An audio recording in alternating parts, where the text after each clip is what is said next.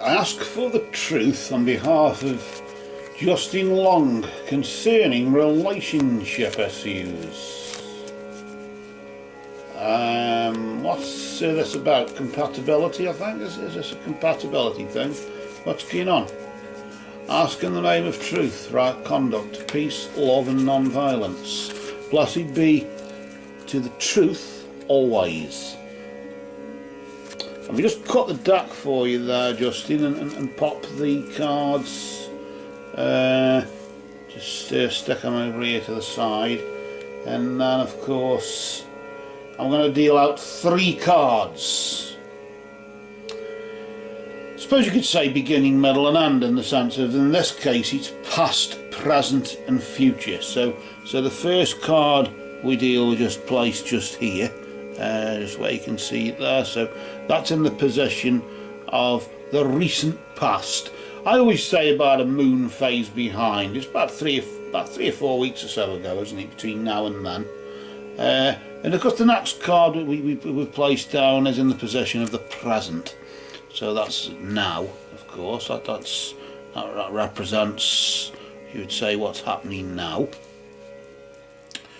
And then finally, the next card is the immediate future, and that just goes. Oh, can you see them? Or shall I just bring them up? Just bring them over here a bit, and then you can. It's a bit better, isn't it?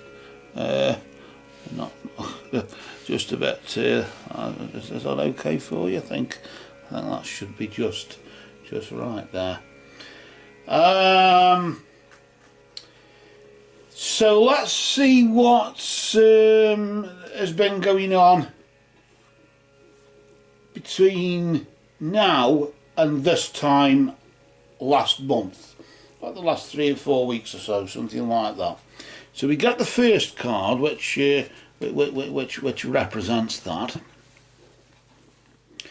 and we'll just flip the card nice and slowly, not to disturb the energy or anything like that, just nice and slowly.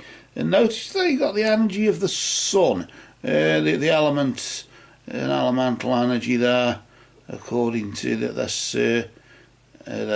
deck here. Just really pointing towards your perseverance has been rewarded just lately. So I suppose if you've been out to meet somebody or whatever, you have, and now of course you want to know more about them. Is it the right one or not? That's sort of getting from this. Notice the Egyptian feel there, but of the sun god Ra. That's usually like the beginning of things and whatever, isn't it? It's usually incorporated in text, isn't it? To sort of, I suppose like how we use capital letters to start sentences. I think it's used in that sort of way. I don't know. Don't tell me on that one. Let's just flip the next card, nice and slow there, not to disturb any energy. Just noticing there, you got the energy of the winds of change. Your surroundings are undergoing some sort of transition at the moment. Things are changing around you.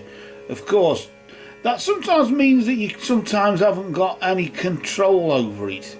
You still have choices, of course, but I sort of feel as though you haven't got much control about what goes on around you.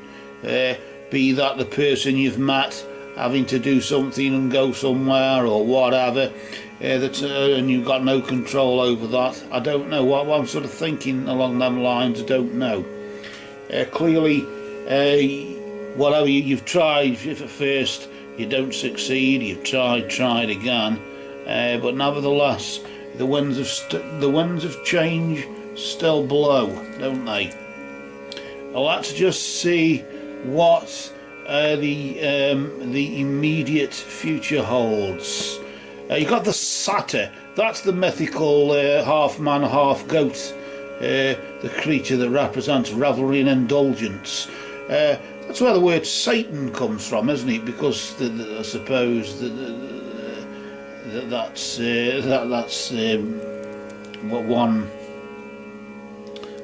one version of it, but Satan comes from the word satyr,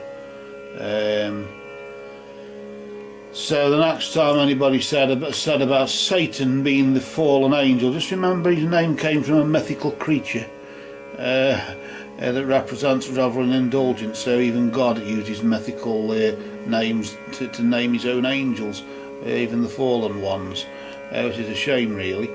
But laughing and joking apart there, looking at the energies that are present here, the energy of the satyr is there, it's energy, and that just indicates really maybe it's party time. But of course, revelry and indulgence can be overindulgence, can't it? Maybe drinking too much, or eating too much, or whatever.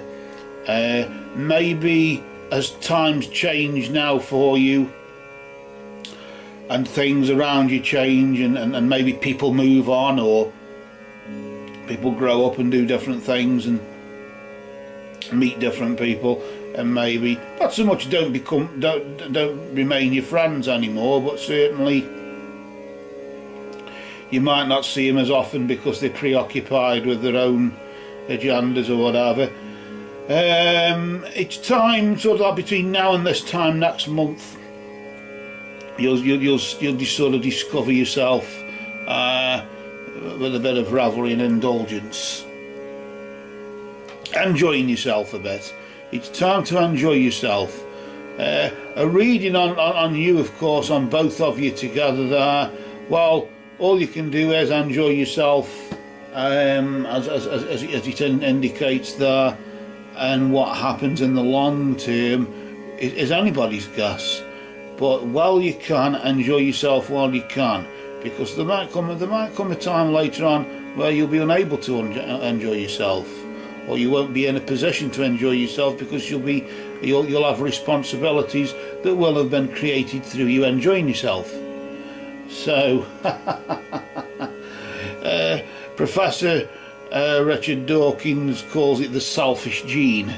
So work that out for yourself. I think you know exactly what we're talking about.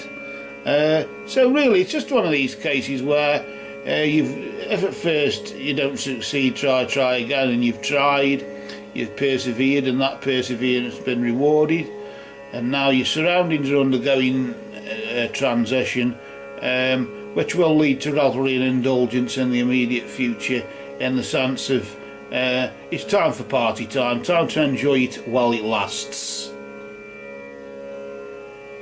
And for now, these cards have spoken.